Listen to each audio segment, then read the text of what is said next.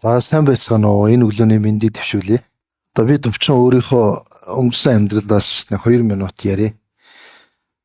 Би Сүхбаатар аймагт төрж өсөөд улмаар тэнд сургууль сурж байгаад 1993 онд Улаанбаатарт шилжиж ирсэн. Ингээд 1998 онд энтхэхэд сурахаар яваад 2020 онд ирсэн. Тэгэхээр хэдэн жил болсон бэ?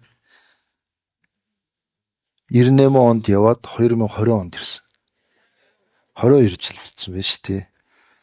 Ингээд энтхэхэд сурж байгаад би гүн ухаан судалж тэнд бас саяны хугацааг өнгөрүүлсэн. 14 жил тэндээ хичээл зааж багшилсан.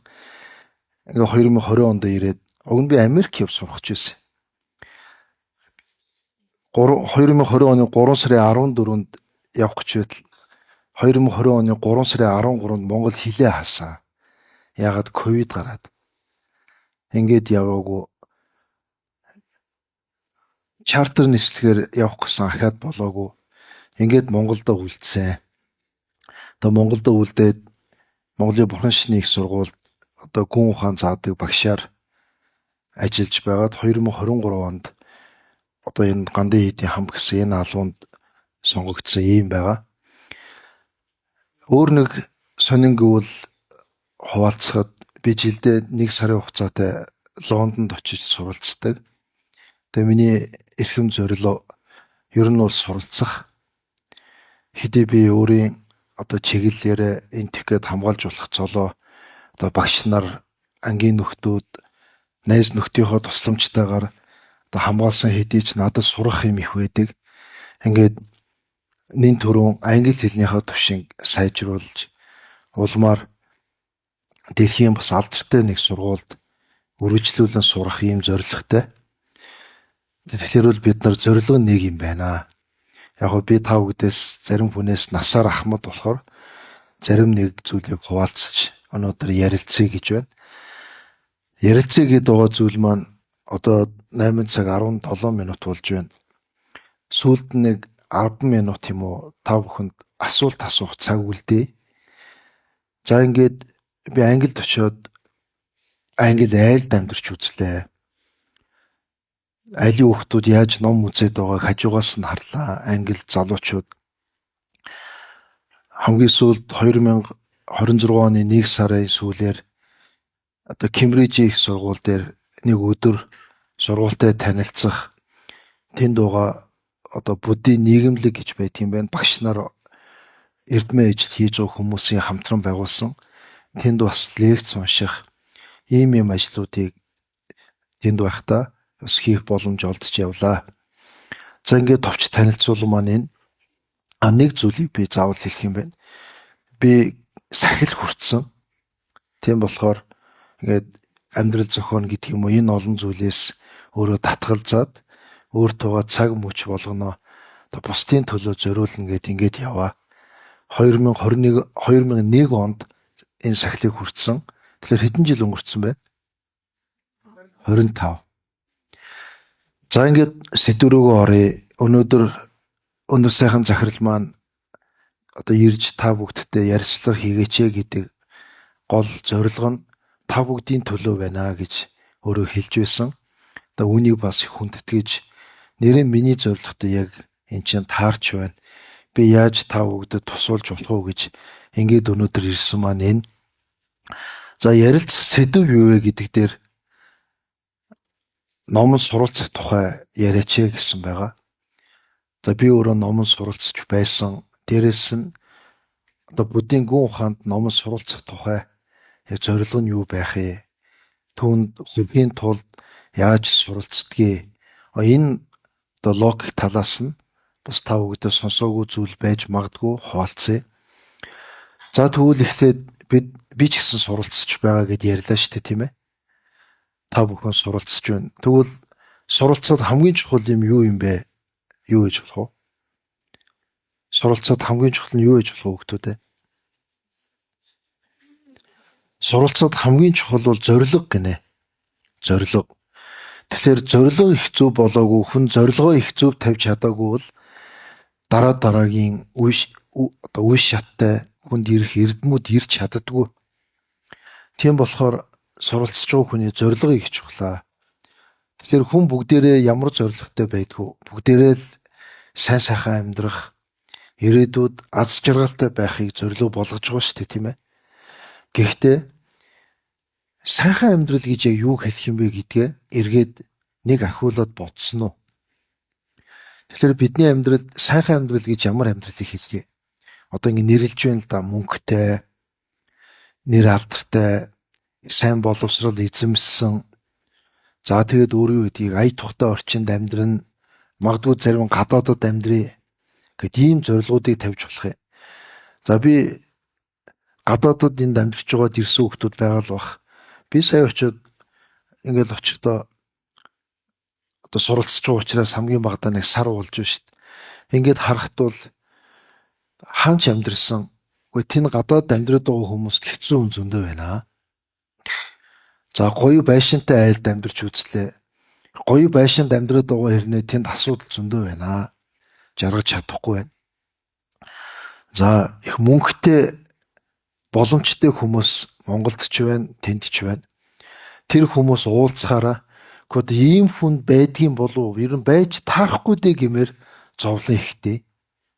Тэгэхээр гоё байшинд амьдардаг, гадаадад амьдран мөнгөтэй байх нөгөө аз жаргал чинь байхгүй шүү дээ. Хүүхдүүдээ. Тийм болохоор одоо тэгвэл юу байх вэ? Зарим хүн би эрүүл мэнд сайн байх, хүн эрүүл байх чинь гол жаргал. Тэгээ түүний төлөө би сурна гэж бодож байна. Тэгвэл энэ бас төдийлөн хангалтгүй юм байна.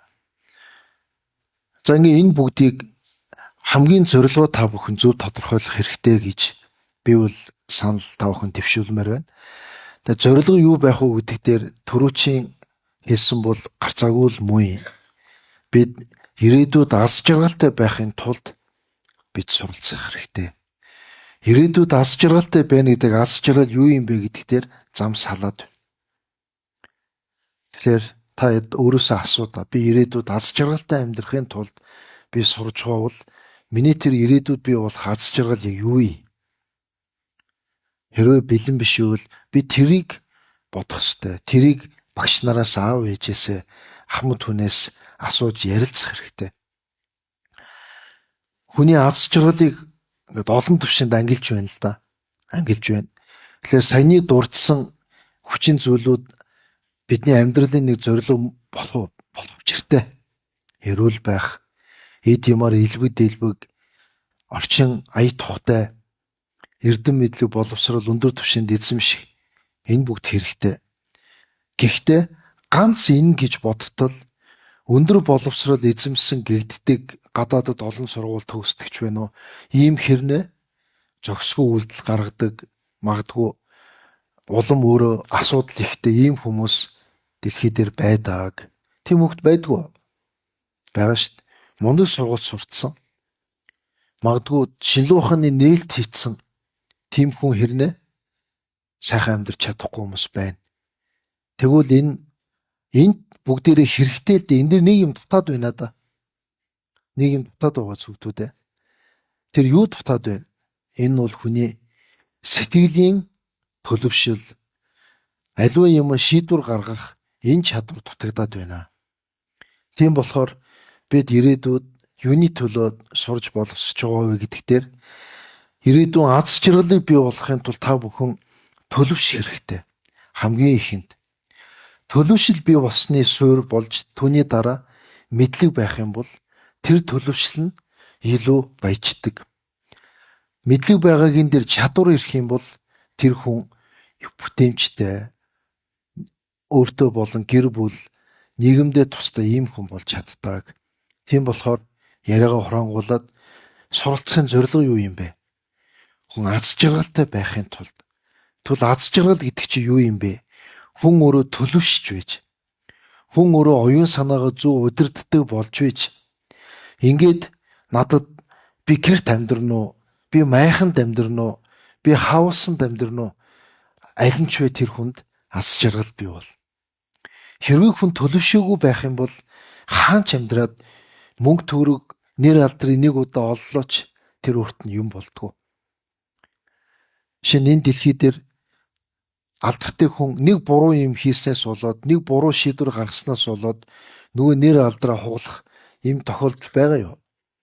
Байна шүү дээ. Тийм учраас аз жаргалыг бий болгохын тулд бид сурж байгаа гэдэг аз жаргал хүний оюун санааны сэтгэлгээнээс гол ирдэг юм байна шүү. Оюун санаагаа аз жаргалтай байхаар төвшөнд аваач чадахгүй бол бидэнд юу ч байгаад энэ олон жилийг зарцуулсан та бүдгийн аав ээж хичнээн мөнгө төгрөг зарж та хэд маань нөрөө хасаад сургуульдаа сурах гэж тэр тусаад ирж байгаа шүү дээ. Тийм эцтэй хөвгтүүд ээ. Хаяа амралтын өдрийг хичээлгүй байхад унтах сайхан байдгүй. Сайхан байдаг шүү дээ. Тэгвэл ингэж хичээл зүтгэл гаргасан чинь үр дүн муутай болчих мэднэ. Тийм болохоор зориг гэдэг дээр аз жаргалыг бий болгох. Түүнийг бий болгохын тулд ганц аз жаргал хийсвэр биш. Би өөрөө төлөвшиж ирээдүйд надад мэрэгжил мөнгө төгрөг юу олдно тэр маань надад аз жаргал бий болох юм байна гэдэг ийм саналыг та бүхэн дэвшүүлье. За төлөвшөхийн тулд ирээдүйн аз жаргалыг бий болохын тулд сурж байгаа та бүгд яаж суралцах юм? Суралцж байхад хамгийн чухал нь юу вэ хөгтүүд ээ?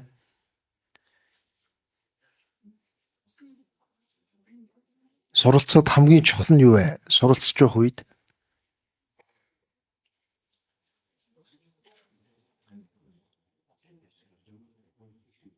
хамгийн чухал нь юу байх вэ?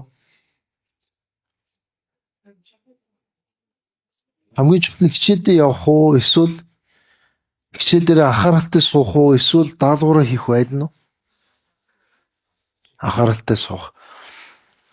Ингэж үздэг хүүхдүүд. Зарим бид нар сургууль сурж байхад зарим нь их хурдан ухаантай хичээлээ хурдан ойлгодог маш сайн сурлагатай юм байдаг. Зарим нь хичээлдээ муу байдаг, янз бүр байдаг. Тэгвэл нэг сонголт тав үгдээс сонгооч гэвэл алийг сонгох вэ? Нэг нь хорц ухаантай сайн дүн аваад байдаг. Гэхдээ 1 жилийн дараа, 2 жилийн дараа хичээлээ мартцсан байдаг. Нэг нь эхлээ сайн дүн авч чаддгүй. Гэхдээ 2 жилийн дараа багшийн заасан өөрийн суралцсан өөрт нь эрдэм байгаад байдаг. Энэ хоёрын алийг сонгох вэ? Хоёр дахь нь. Тийм учраас хичээл номон суралцж явах үед түнд хамгийн чухал юу байдаг вэ гэхээр хүний хичээл зүтгэл байдаг гинэ. Хичээл зүтгэл. Тийм учраас энэ дугаад хүүхдүүд та бүгд өөрийгөө нэг бодоод үз, дүнээд үз. Би ингэхэд юу хэр хичээл зүтгэлтэй. Би юу залах уу юу? Би хичээлээ хийж байгаагаа аав ээжийн төлөө юм аргацаач хийж байна уу? Үнэн сэтгэлээсээ би суралцж байна уу? Өөрийгөө дүнээд үз. Хэрвээ алавдлагаар юм уу? Эсвэл хин нэгний төлөө юм шиг, эсвэл заримдаа хичээгээ заримдаа хичээхгүй алдан гоног ийм байх юм бол та бүгд юуг чадаагүй гэсэн үг үү? Хичээл зүтгэлтэй байж чадаагүй. Хичээл зүтгэлтэй байж чадаагүй юм чинь эрдэм мэдлэг бидний түрүүний ярьдаг энэ үр дүн гарах уу? Гарахгүй. Цаг хугацаа зогсохгүй юм чинь та бүхэн сургуулаа төгснөө. Төгсөн.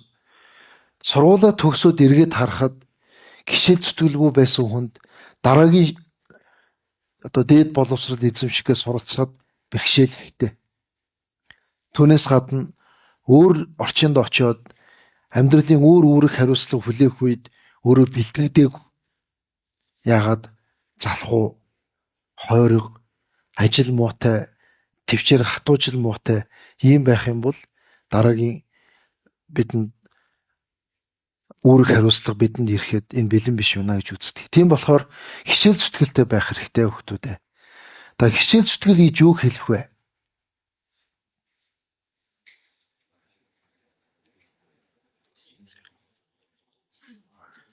Хичээл зүтгэл гэж хүнийг шаардуу шахуулаад байхгүй өөрөө чин сэтгэлээсээ би хичээлээ хий гэдэг их дуртай байх.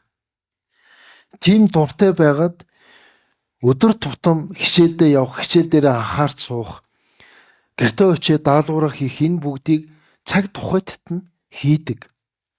Амрах үедээ амардаг, тоглох үедээ тоглодог. Энэ бүгдийг багтааж чадсан тийм цогц дадал байвал энийг юу гэж хэлэх нь вэ? Хичээл зүтгэлтэй. Зарим хүн тэгдэж штэ. Та нар заримдаа тэгж үзсэн нь шалгалт өгөхөд ирэхээр ч юм уу хэдэн хоног нойр хоолгүй хичээлээ үздэг. Тэгж гоо дараа нь орхичдаг. Энэ бол хичээл зүтгэлтэй гэх үү? Гэхгүй мэн. Хичээл зүтгэл өдөр болгон. Хагас бүтэнсэн байсан ч магадгүй одоо тооны хичээлээ хагас бүтэнсэнд хийх шаардлагагүй байлаач хилээ үзэх байт юм уу? Эсвэл өөрийгөө хөгжүүлэх юу байдгийг ном уншдаг ч юм уу? Энэ бүгдийг л тасралтгүй хийж ивэл тэр хүн хичээл зүтгэлтэй гэж үзнэ. За өөр нэг нь хичээлээ үзэхдээ ингээ багш нараар байнга шаардвал хөөе анхаараарай хүүхдүүдээ гэж шаардуулдаг. Гэртээ очингууд хөөе даалгавраа хийлдэ гэж гэрийнхнаараа шаардуулдаг байвал бид хичээл зүтгэлгүй юм байна. Тэгвэл энэ байдал чинь ирээдүйд амьдралд та бүгдд муу нөлөөтэй. Муу нөлөөтэй. Жишээ та бодоод үзтээ. Ингээд нэг айлд бэр болоод эсвэл нэг айлд хүргэн болоод нэг амьдрал зохиогоод амьдралаа гэж бодъё. Тэгэхэд өөрөө санаачлагаараа юмаа хийдэг, гэр орноо цэвэрхэн байлгах, амьдралаа өөдөн татах, үнийг өөрийн санаачлагаараа хийдэг байвал илүү юу? Эсвэл хэн нэнээр байнга шаардуулж хийдэг байвал илүү юу? Тэр санаачлах чи яаж ирдгийг? Суралцж явах үедээ хичээл зүтгэлтэй байгаа хүнд ирдэг юм байна шүү дээ. Тийм учраас хүнээр хилүүлж шаардуулах биш. Бид өөрсдөө санаачлагаараа өөрсдөө дуртай ингэж хичээлдээ мэрийдэг, түүнийг өдөр болгон хийдэг ийм байх юм бол энэ юу байх нь вэ? Хичээл зүтгэлээ. Би Elon Musk-ийн номыг уншиж байсан. Бүтэн уншаагүй л дээ. Тэгэд Elon Musk хичнээн их ном уншдаг байсан байна. 14 настай болох үед өөрийнх нь сонирхоод байгаа чиглэлд шинээр унших ном байхгүй болсон гэж хэлсэн. Тэгээ тэр хүн одоо болоод байгаа ертөнцид болж байгаа энэ үйл явц хурдц энэ бүгдээс түрүү цэгтгдэг болсон байна. Одоо заримдаа ийм байдаг шүү хүүхдүүдээ. Ингээд бусдыг ингээд ингэж байгаа юм байна гэж бусдыг дагаад хүмүүс ийм сонирхоод байна гэж түүнийг сонирхоод ингээд явах юм бол бид хөгжлийн хаана яваа? Ард яваа. Түүнийг дагаж яваа. Бид харин шинээр сонин содон юмыг бий болгож гаргаж байвал бид хөгжлийг яаж вэ? Зэрэгцээд зарим үед урд нь гарч явна. Тэгвэл Маск урд нь яваад байна дандаа. Тэгээ заримдаа ингэж ярьж байгаа юм сонсохоор бүтэхгүй юм яриад биш гэж санагдахаар гэтэл 5 жилийн дараа яг Маскийн хэлээд байгаа яг бодитоор болдог. Тийм болохоор яаж тэр хүн тийм болж вэ? Нэг зоригтой байна. Хоёрт хичээл зүтгэлтэй байсан. За, одоо нэг зүйл бид суралцахад ирээдүйд мэрэгчлээ зөв сонгоход бидэнд хамгийн чухал юм юу байдаг вэ гэвэл зөв шийдвэр. Зөв шийдвэр. За би одоо энэ та бүдээс асуухад заримдаа буруу шийдвэр гаргацсан тохиолдол байдгүй. Хүүхдүүдээ байдгүй. Байхгүй хоо та дандаа л зөв шийдвэр гаргаж байгаа. Тэгвэл яг тэр хүн буруу шийдвэр гаргаад байгаа юм. Яавал зөв шийдвэр гаргадгийг гэдгийг та бодож үзсэн. Энийг бодох хэрэгтэй хүүхдүүдээ. Би зарим найзуудыгаа үүсгэж юм биш. Бид нар сургууль сурж байхад хичээлээ хийдгүү тийм манай ангийн найзууд байсан. Тэгээд арга гэр нь бас жоохон амьдрал асуудалтай. Тэгээд дүүнрээ өсгөн ч гэдэг юм уу гэрийнхэндээ тусна гэд хичээл хийдгүү. Тэгээд хичээлд ирэхээр бид нар гэрийн даалгаврыг хийж өгдөг байлаа ш тэр найзуудынхаа зарим. Зарим нь бол одоо их онц сурдаг мундаг байсан. Ингээд сүүлд олон жилийн дараа би энтэх гээд байж гоод ирээд найзуудтайгаа уулзсан чинь нөгөө сургууль сайн сурдггүй хэсэг зарим найзууд нь айгүй сайхан амьдраад байгаа юм. Айгүй сайн сураад идэг байсан нөгөө ангийнхан маань амьдрч чадахгүй. Тэгээ бид нар тойр суужууд ярьж байна. Хөөе. Чи одоо сургуульд гавл байсан шүү дээ. Гавл гэхээр ойлгож байна. Одоо толгой сайтай гэж гоё. Чи одоо хичээл үздэггүйс яагаад ингэ сайхан амьдраад байна? Учрыг нь олохгүй байна манай найзууд. Бид өөрсдийн философи гүн ухаан талаас нөгөө хичээл үзэхгүй байсан ч амьдралын зовлон хатуу хөтөө бодоод байсан хүн чинь шийдвэр сайн гаргадаг болчихж. Тэгээ шийдвэр сайн гаргаад байгаа хүн сайхан амьдрдаг гэдгийг бэлэн жишээ тэр хичээлийг хийдгүү байсан хэрнээ амьдралын төлөө гэж аав ээжтэй туслая гэж гэрээ ажил дүүгээ яаж сайн хүн болох уу гэж бодоод байсан найз маань илүү сайн шийдвэр гаргадаг болчихжээ. Харин сураад байсан найзууд маань аягүй сайн сурдаг, шийдвэр гаргахад бодохгүй, хичээхгүй байж гоод яг тоо боддог, багшийн хэлснийг буцаагаад илэрхийлдэг шигэ амьдрал дээр хандаад байна. Гэтэл тийм биш амьдрал. Тийм учраас 12 дугаар ангийн бүгдүүд байна. Та бүгдд их чухал юм өмнө чинь байна. Юу вэ? Ямар мэрэгжлийг, ямар сургуулийг хаана яаж сурж, шинэ орчинд ямар хүнтэй нөхөрлөх вэ? Энэ бол амьдралын том сорил. Тэгвэл энэ бүгдэд бэлэн үү гэдээ. 11-р ангид мэрэгчлээ бас байгалийн ухаан уу, нийгмийн ухаан уу гэд явдаг ш тийм ээ. Одоо бас л эн чинь шийдвэр гаргана. Тэгээ ирээдүйд та бүгд чухал олон шийдвэр гаргана. Тэгээ шийдвэр гаргахад чадж гэнэ үү? Тэгвэл явал сайн шийдвэр гаргадаг болох вэ? Зөв шийдвэр хөгтүүд ээ.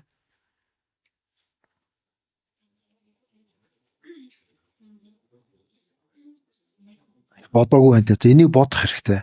Энийг би нээлттэй орхичих. Магадгүй энэ шаардлагатайг бол их олуулаа биш байдлаар ч юм уу ямар нэгэн байдлаар ахаад бид нар уулзч болно.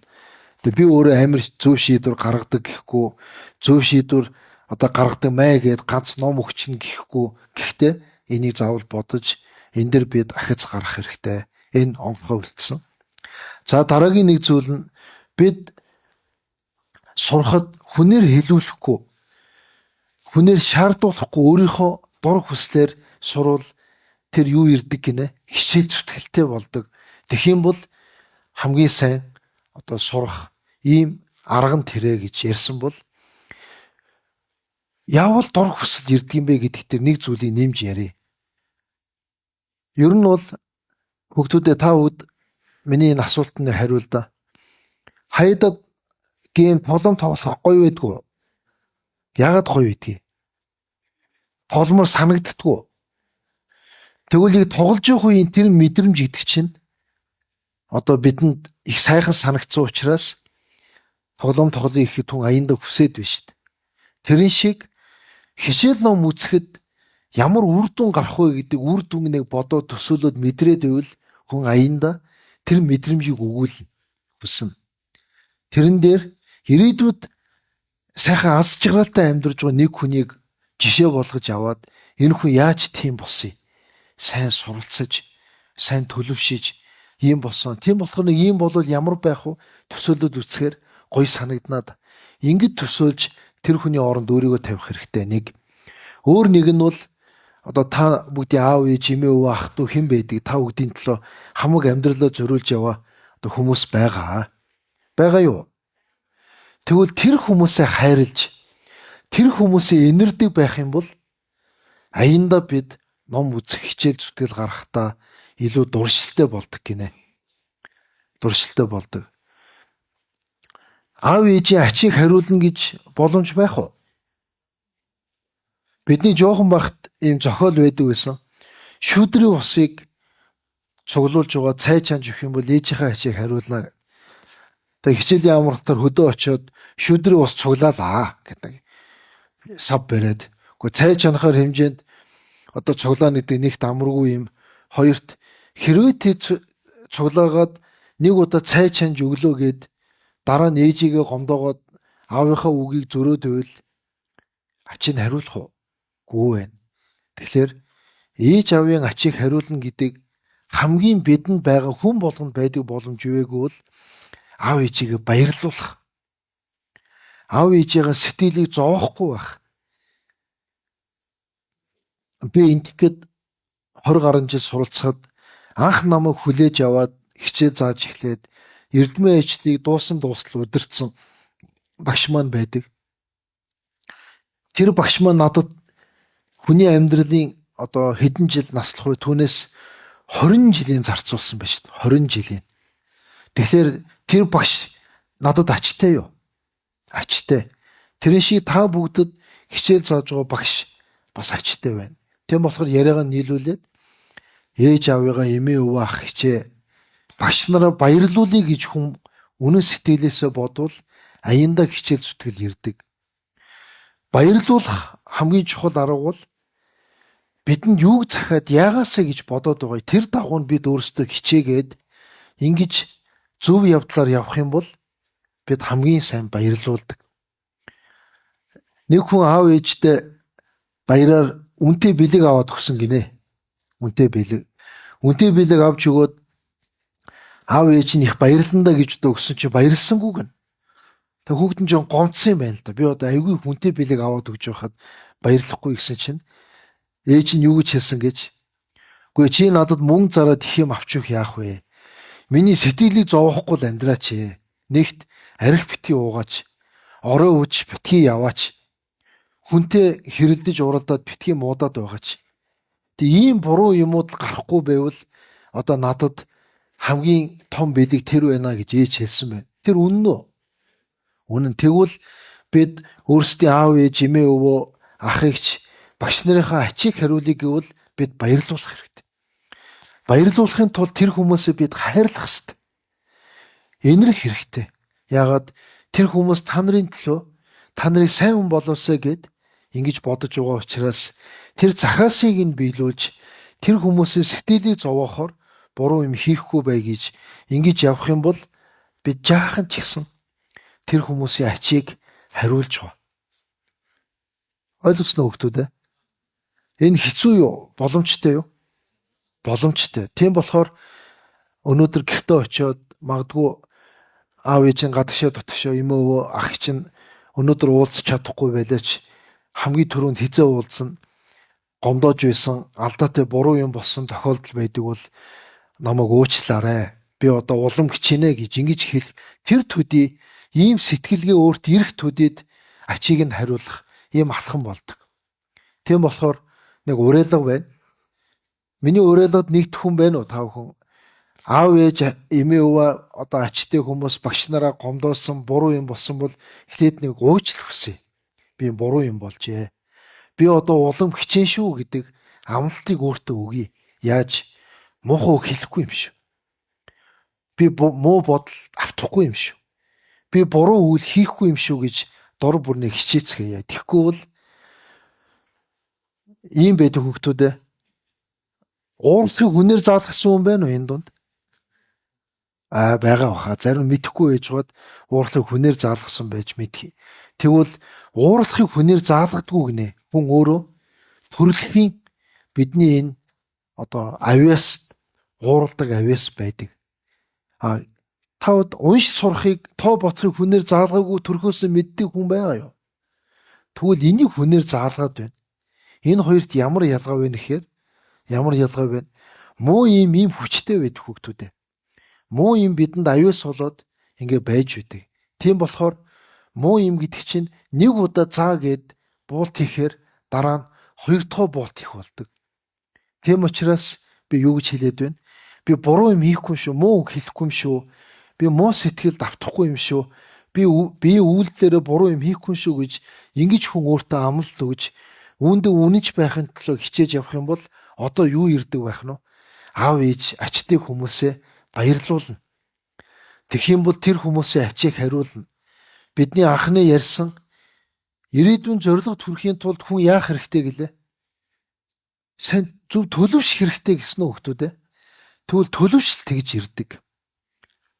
За одоо энэ багш нар байна. Тэгээ багш нарт бас би одоо би өөрөө багш хүн. Тийм болохоор туршлагаа суулцахад төлөвшлөх гэж яаж ирдэг вэ гэдэг дээр зөв сэтгэл нь бодох шамдал хэрэггүйгээр аяндаа зөв сэтгэл нь өөрийн эзэмдээд байдаг. Тийм л болвол төлөвшлөө гэж үзнэ. Тэр хүнээр заавал хэлүүлдэг, шахуулдаг, шаарддаг тэгжвч нөгөө зөв бодол нь төрдөг байвал одоо хангалтгүй байх гэж үздэг. Тийм учраас төлөвшил гэдэг хүүхдүүд яаж төлөвшдөг?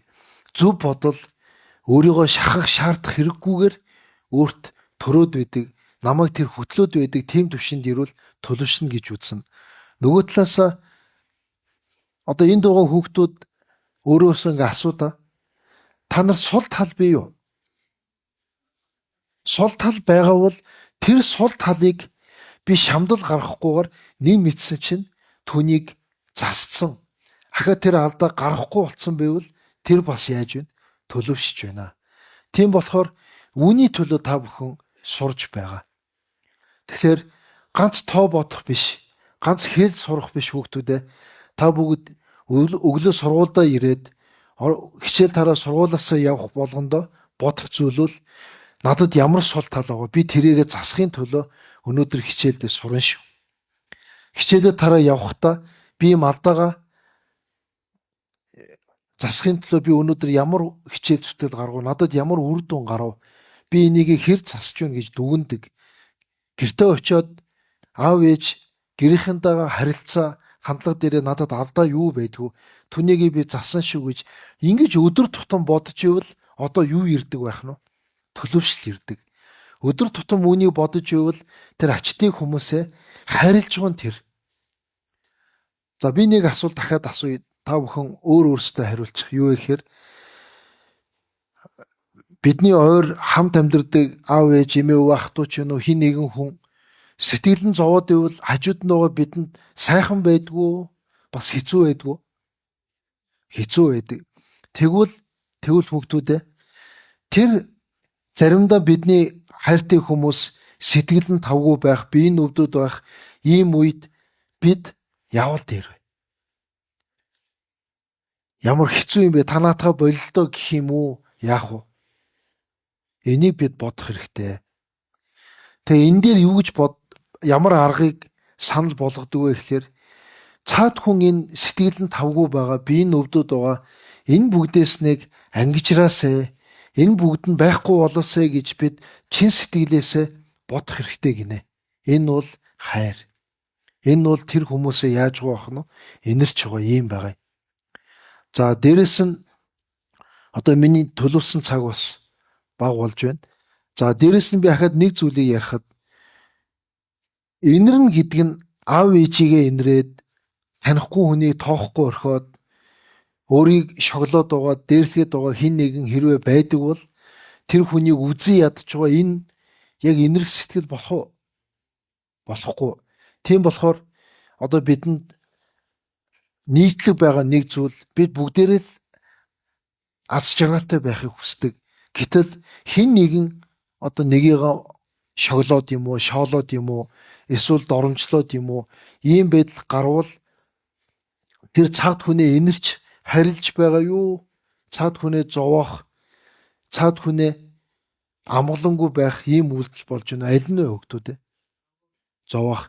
Тэгвэл хүн ээжигээ аавыгаа өөрийн дотны хүмүүсээ өнөөдөр таньж мэдэхгүй хинч вэ? Тэр бусдыг ангийнхан болон сургуулийн найз нөхөд хамт олон бусдыг бүгдийг хүн аз жаргалтай байгаасай. Энэ бүгдээрээ энэ зовлон сэтгэлийн шанал бие өвчин энэ бүгдээс ангид байгаасаа гэж чин сэтгэлээсээ бодж ивэл энэ инэрх сэтгэл бодит утгаараа хүнд ирж байгаа гинэ. Тэгэх юм бол хамгийн хурдан хүн төлөвшдөг. Би юуны тухай ярьж байна? Төлөвшил. За хамгийн сайн төлөвших арга юу гэж нэг санал болгож байна? Инэрх сэтгэл. Хүүхдүүдээ. Инэрх сэтгэлийг хүн боддог байх юм бол тэр нь ганц дотны хүн дээрээ биш. Таньж мэдэхгүй гудамд таарсан хинч вэ? Өөрийн ангийн сургуулийн хамт олон хинч вэ? Бүгдэд аз жаргалтай байгаасай. Элдвийн зовлон, өвчин, муу юм бүгдээс энэ хүн ангид байгаасай гэж чин сэтгэлээсээ боддог байх юм бол тэр хүн оюун санаанда гэгэрч байна. Гэгэрэл үе шаттай явагдаж байна. Бүрэн гэгэрч амжаагүй байж болно. Гэхдээ энэ бол төлөвшил хамгийн хурдан ирдэг арга. Тийм болохоор ингэж боддог байвал сайн. Би нэг жишээ хэлье. Нэг хүн өөрийн ингээд зовоогоод байгаа элдвэр муулаад гойчлоод байгаа тийм одоо олон нийтийн сүлжээнд доромжлоод байгаа нэг хүнд байн гомдод уур нь хүрээд бисэн гинэ.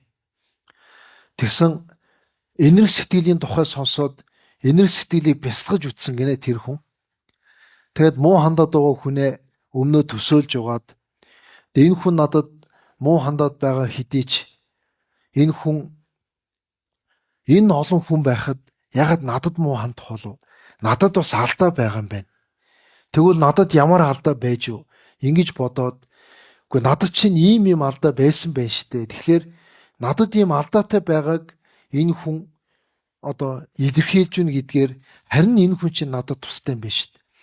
Энэ намайг элдвэр доромжлоод надад муу хандаад байгаа хүн чинь цаана өөрийн эрх байхгүй муу сэтгэл гэдэг давтаад ингэж зовоод байгаа штэ. Тийм болохоор энэ хүн харин энэ муу сэтгэлээсээ ангижраасаа энэ хүн их сайхан сэтгэлтэй болоосоо гэж бодоод байсан чинь маргааш нөгөөдрөөс нөгөө хүн доромжлохоо болцсон гинэ. Хүн ярьж байна яг. Тийм байж болох уу? Байна болж байна хөөтүүдээ. Энэ бол бусдыг инэрх юм бол инэр сэтгэлийн хариуд цаад хүн муу хандхаа болдог. Энэ мөн чанар нь гинэ. Ойлгосноо хөөтүүдээ? За тэгэхээр та бүхэн гэртээ очиод гэрийнхэнтэйгээ ярилцвал би өнөөдөр шашин гэж нэг ч юм ярьсангүй. Би өөрөө сахил сахдаг хүн учраас ийм хувцас тайлдаггүй. Би өнөөдөр та бүгдэд юу ярив? Суралцахын тухай ярьлаа. Суралцахад хүн зорилго юу байх вэ? Суралцахад зорилгодоо хүрэхдээ бид яаж суралцахад юуг хэрхэмлэе? Дээрээс нь бид суралцахад бусдын шаардлага шахалтгүйгээр үнэн сэтгэлээсээ дуршилтайгаар суралцахад бид ачтыг хүмүүсээ баярлуулах ёстой. Тэр хүмүүсээ хайрладаг, тэр хүмүүсээ инэрдэг байх. Ер нь ачтыг хүн гэлтгүй бусдыг инэрх нь хүний амьдралд ямар тустай. Одоо энэ бүгдийн тухай та бүгдэд ярьж байгаа. За сүүлд нь хүний амьдрал баян. Нэг зүйлийг би ахин тодтогч хэлье. Нэг юм онгорхоо үлдсэн байгаа юу вэ? Юун тухай яриаг орхичлоо? Зөв шийдвэр гаргах тухай. Тэг яавал зөв шийдвэр гаргадаг юм бэ? Энэ их амьдрал чухал гэж ярьсан. Гэтэ энэ дээр би санал дэвшүүлээг орхисон. Ягаад та бүхэн бодооч.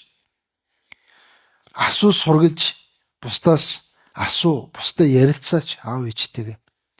Тийм болохоор зөв шийдвэр гаргана гэдгийг орхилоо.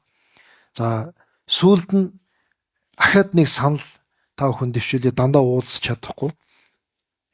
Би 2019 онд Японд явж байхдаа шинэ Монгол сургуулийн төгсөгчд одоо Японд суралцж байгаа үе үеийн зарим төгсчөө тэндээ ажиллаж байгаа ийм хүмүүстэй уулзж байсан. Тэгэхэд зарим нь бол Японы алдартай том банкны орлогч захирал эдэр хийж байна шүү дээ. Японд. Тэгээ ийм хүмүүстэй уулзаад ярилцж байх үед тэнд би зөв шийдвэр гаргах тухай ярьж ирсэн. Түүнээс гадна хүний амьдралд бэрхшээл тулгархад ийм зүйлийг анхааруул гэдэг хоёр саналыг дэвшүүлж ирсэн. Тэгээ хэсэг хугацааны дараа нэг нь хүн Монголд ирчээд уулзаад тэр их чухал байсан. Та тэрийг бас залуу хүмүүст хэлж өгж өгөөрэй гэж одоо загч байсан. Тэр юу вэ гэхээр ирээдүйд амьдралд сэтгэлээр шаналгах, уурлах, бухимдах ийм тохиолдол хэрвээ гарвал та нэг юмыг буруугаар бодоод байна л гэсэн үг шүү. Хүн нэг юмыг буруу бодоод байвал сэтгэл яадаг байх нь тавгүй болдог.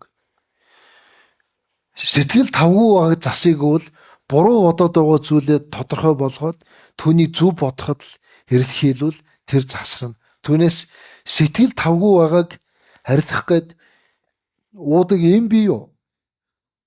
Сэтгэлийн шаналлыг арилгадаг юм бий юу хөөтүүдээ? Байхгүй. Та аптект очиж асуу. Тийм юм байхгүй. За дээрэс нь сэтгэл шанал тавгүй байна гэж зарим хүн арх хуудаг, зарим хүн янз бүрийн юм хэрглэж байна. Тэгээд арилдаггүй. Тэгвэл сэтгэлийн шанал тавгүй байгааг арилгадаг юм юу гинэ? Зөв бодол. Оюун санаа шүү. Өөр юм байхгүй. Тийм учраас ирээдүйн амьдралд ер нь одоо өдөр тутамч хүнд сэтгэл тавгүй байвал би юм буруу бодоод байна л гэсэн. Яг тавгүй байж бол сайхан болчвол би юмыг яг энэ мөчөд буруу бодоод исэн бодлоо орхисон гэсэн үг. Тэр бодол намайг эзэмдэж байгаа орон зайгаа алдсан гэсэн үг. Тэгэхээр би амьдрал бэрхшээл тулгархад энерги сэтгэлийг бодоорой. Нэг. Хоёрт нь сэтгэл тавгүй байвал түүний засгаар сэтгэлээ өөрчилж үжил засардаг. Түүнээс өөр юм руу хичнээн яваад засрахгүй. Тэгээ энэ хоёрыг та бүгдээ санал болгоё. Магадгүй 30 жилийн дараа 20 жилийн дараа тэр өдөр нэг хүн тийм ярьж байсан. Энэ нэрийн амьдрал тустай байсан гэж бас бодогдох байхаа. За ингээд миний ярих цаг болсон. Одоо 8 цаг 55 минут болж байна. За та бүгдээс миний ярьсан сэдвтэй холбоотой асуулт байвал өнөөдрийн ярьсан энэ яриатай холбоотой асуулт байвал одоо би мэдэх юм байвал хариулъя. Ингээд асуулт хариултын цаг явлаа. Баярлалаа. За болрын асуултанд хариулъя. Амьдрал тулгарх сорилтуудад сэтгэлээр унахгүй байх арга юу вэ гэвэл өөрийн сэтгэлээ л удирдах байдаг.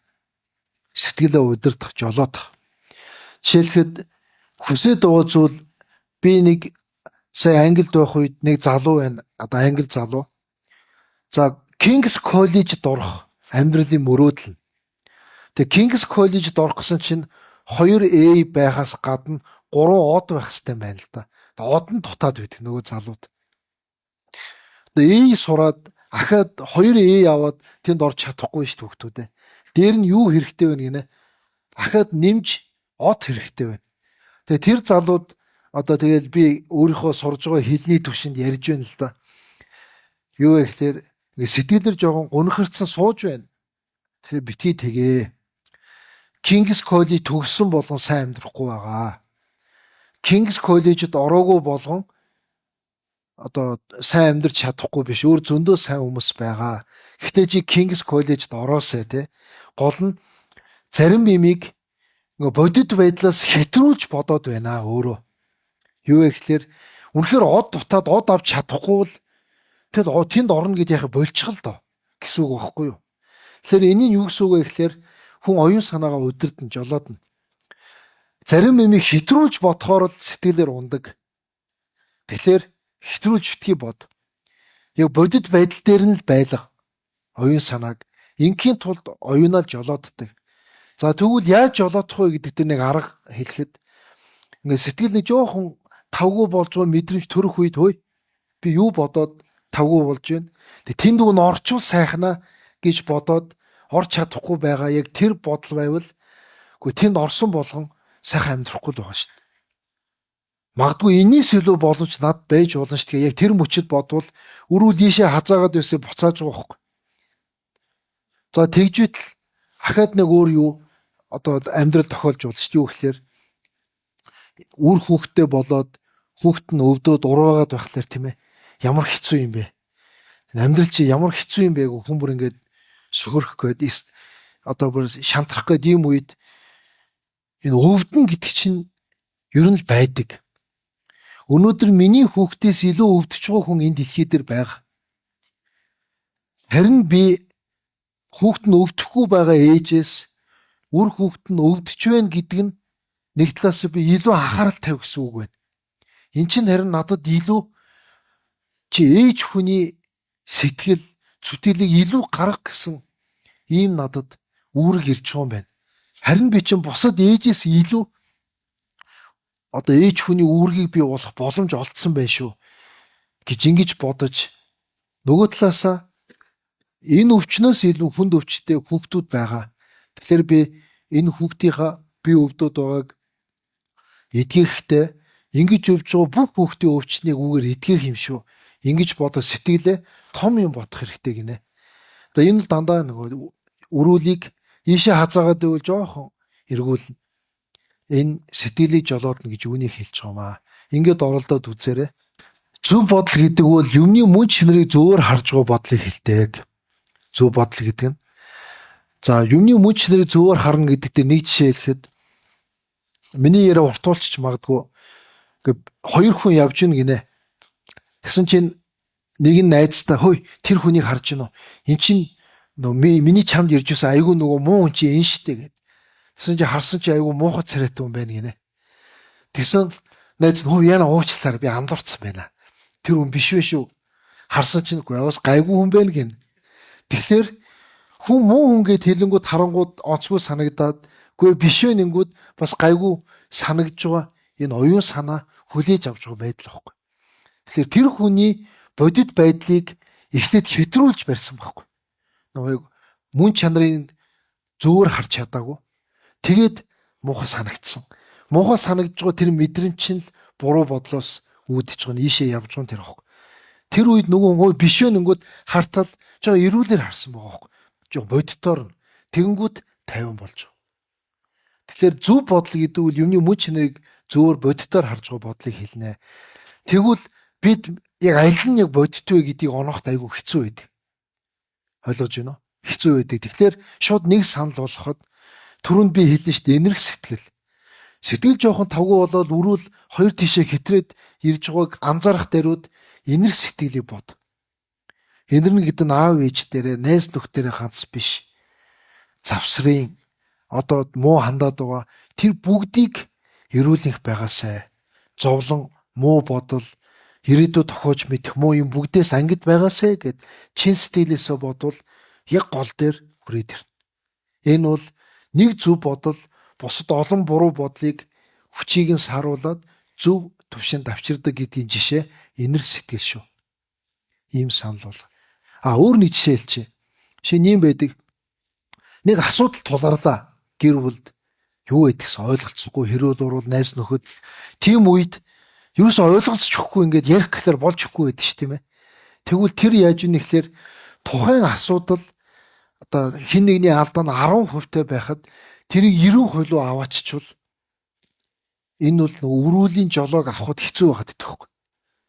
Ойлгож байна уу? Уг нь жоохон юм байдаг. За уучлаарай гэж хэлчихвэл болох юм байтал би юмуд уучлаарай гэхгүй. Юм намайг тийж хутаа яад. Гэл гүрийгээд байвал нөгөө нөхцөл байдлыг бодитоор харах ухаан улам сохроод байдаг. Тийм учраас юу гэсэн үг вэ гэхээр хоёр хүн элдв асуудал өөртөө хамааралтай юм болоод ивэл хоёр хүн мод бол хоёул нь буруу байдаг. Хамгийн эхлээд өөрийнхөө алдаа руу өнгий. Тэгэхээр оюун санаа буудаг гинэ.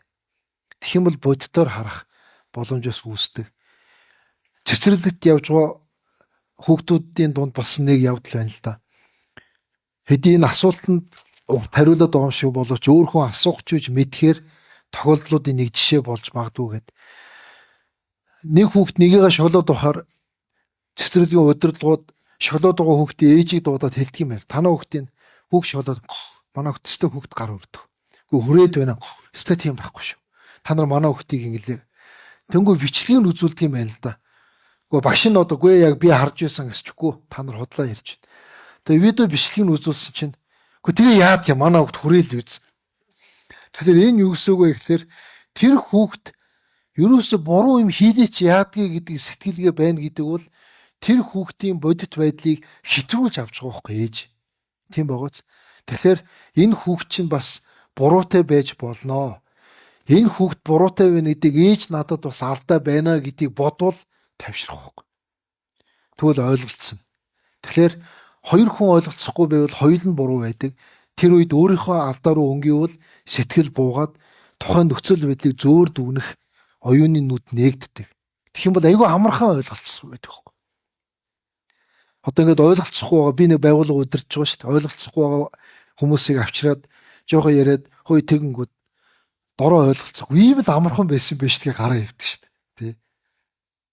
За баярлалаа хариултана. Зөв их чухал асуулт. Баярлалаа. За би өөрөө харь оронд олон жил байсан. Тэгээд бас одоо энэ Монголд ирсэн хойноо ч гэсэн өөр газар очиод бас олон хүнтэй танилцж байна тийм ээ. Тэгэхээр харь орондоо дасан цогцоод хамгийн чухал юм юу вэ гэдэг дээр би зөвлөхөд маш энгийн юмас эхлэе. Нэгт хүн морь хоолой их сайн зохицуулах хэрэгтэй. Энэ бол хамгийн чухал байдаг. Нэг жишээлхэд энтгэхэд шинээр ном үзэх гээд очиж байгаа хүүхдүүдийг бид хүлээж аваад эхлээд унтуулдаг. Одоо ингээд унтаа тэр цагийн зөрөө тэр орчиндөө дасахад би эрүүл мэнд талаас хүн нойроо их зүг зохицуулаад яг унтдаг цагт нь унтаад жишээлхэд одоо эндээс Лондонд очиход 8 цагийн зөрүүтэй шүү дээ. Тэгэхээр тентгийн цагаар л эхлээд эхний хэдэн өдөр унтах хэрэгтэй. Нойр хөрөөд ирнэ шууд унтаад байх биш. Тэгээ энэ бас нэг чухал байдаг юм байлаа. За үүнээсээ илүүтэйгээр хамгийн чухал юу вэ гэхлээр зөв шийдвэр гаргах хэрэгтэй.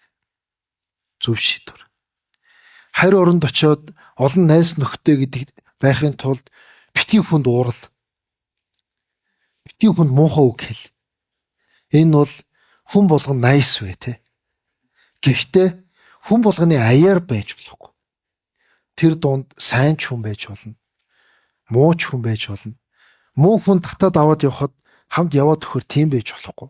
Тэгэхээр хүн болгон нээлттэй, хүн болгонтой их сайхан минь тустай, ямар ч хүнд ямар ч юм боллоо ил ууралж, сэтгэлээсээ ууралж ийм байдал битгий гарга. Гэхдээ хүнийг ажигл. Энэ хүн хэлж байгаа үг нь намайг буруу юм хэлэхэр үг хэлээд байна уу? Үнэхээр зөв үг хэлээд байна уу гэдгийг ажигл. Энэ хүнтэй ойр байхаар надад ямар мэдрэмж төрөөд байна? Улам цаг дэмий үрсэн, эсвэл улам мөнгө төгрөгөө өрн тараа хийсэн, эсвэл улам буруу бодол төрөхөөр ийм байдал үүсээд байна уу? Хэрвээ тийм байвал тэр хүнд одоо камер миний одоо өмнө ямар орон зайтай байна гэдэг шиг тийм орон зайтай л байх хэрэгтэй. Их ойртож болохгүй. Тэгвэл өөрөө сайн хүмүүстэй л ойртно гэсэн үг. Сайн хүмүүсийг өөрлөгөө ойртуулъя гэхэд өөрөө харьцаа байдаг. Ер нь та бүхэн амьдрал дээр ингээ ажид үзээрэй. Муухай үг хэлээд байгаа хүн одоо муу хандсан болгон дайсан биш, сайн инээсэн болгон нөхөр биш л гэхдээ л найз нөхөд харьцангуй бага. Хүн их харьцаа сайтай хүн олон найзтай байдаг. Тийм болохоор би нойр хоол чухал гэдгийг энгийн юм шиг боловч энэ бас чухал. Түүнээс илүү чухал нь зөв шийдвэр. Зөв шийдвэр гэдгийг задлаа. Найз нөхдийг өөртөө олон найзтай зөв хүнтэй нөхөрлөе гэхийн тулд битгий уурлаарай. Дандаа сайхан үг хэлж байгаарай. Харилцаан дээр битгий алдаа гаргаарай. За дараагийнх нь тэр хүмүүсээ ажиглана. Тэр хүмүүстэй ярилцаад ойр байгаад хамт яваад үзэхэд ямар байна? Дандаа буруу юм хийлгээл мөнгө төрийн өрн тараа хийх гээл ийм байгаал эсвэл би хэлдэггүй байсан муу хэлдэг болгоол боддггүй байсан муу бодлыг бодуулдаг болгоод ивэл жоохон зайтай бай гэсэн үг. Яг тийм хүнийг таньж мэдээд ойр байхад болж ивэл тэр сайн найз тэр хүнээс битгий нэг зай барай гэсэн үг. За дараагийнх нь тэр орчиндөө дасгад яадаг вэ гэдэг дээр хүмүүстэйсээ ярилцах хэрэгтэй. Мэдээж тэнд чинь өмнө очисон ч байдаг юм уу? Эсвэл хүмүүстэй ярилцаад хэцүү юм нь юу байдгийг, сайхан юм нь юу байдгийг тэрийг хүнээс сайн сурч ярилцах хэрэгтэй. Яагаад тэгэхээр өөрөө олон жил амьдраад эн чинь ийм байжтэй гэдэг хугацаа ордог. Тийм биш. Тэгэхээр өөрөө бүгдийг биеэр үүсэх шаардлагагүйгээр үдцсэн хүмүүсээс нь олж авах нь хамгийн чухал. Тийм болохоор дараагийн миний зөвлөгөө бол хүнтэйсэн ярилцах хэрэгтэй. Асуух хэрэгтэй. За дараагийн нэг зүйл бол хүнд аз хэрэгтэй. Нэрэн шүү. Аз. Бүгд тооцоод ингэж байсан ч болохгүй байх байдаг. Тийм учраас хүнд аз хэрэгтэй. Тэгээ зарим хүмүүс тэгдэм билээ одоо Америк явах ч байна. Одоо Канада явах ч байна ч тийм үү те. Ирээд уулзахад би тэр хүмүүст аз одоо өөрийг нивэж явах нэг юм ч болтугай хэлхийг боддог. Тийм нэг юм болтугай өхийг боддог. Бид нар кинон дээр идэр байдаг штэ. Энэ одоо намайг хамгаалж идгийг хүнд ажиллагаанд явах ч байгаа найздаа энийг чи зүүгээд явуулсан чи тэрийг зүүж явсан найз нь амьд үлдээд өөрөө амиа алдчихдаг. Тэр кинон дээр зөндөө байдаг ш тийм ээ. Тэрийн шиг хүнд аз ус хэрэгтэй. Тэгвэл аз яаж ирдэг вэ гэхээр ер нь нэг арга нь бол аав ээж ачтыг хүмүүсээ баярлуулъя. Тэр хүмүүсээ сайн сайхан байгаасэ гэж чин сэтгэлээсээ бодож тэр хүмүүсээ баярлуулахын төлөө би энэ газар ирсэн шүү гэж ингэж бодох юм бол хүнд бас аз ирдэг. За ийм саналыг төвшүүлээ. Айгүй чухал санал асуулт байла. За ингээд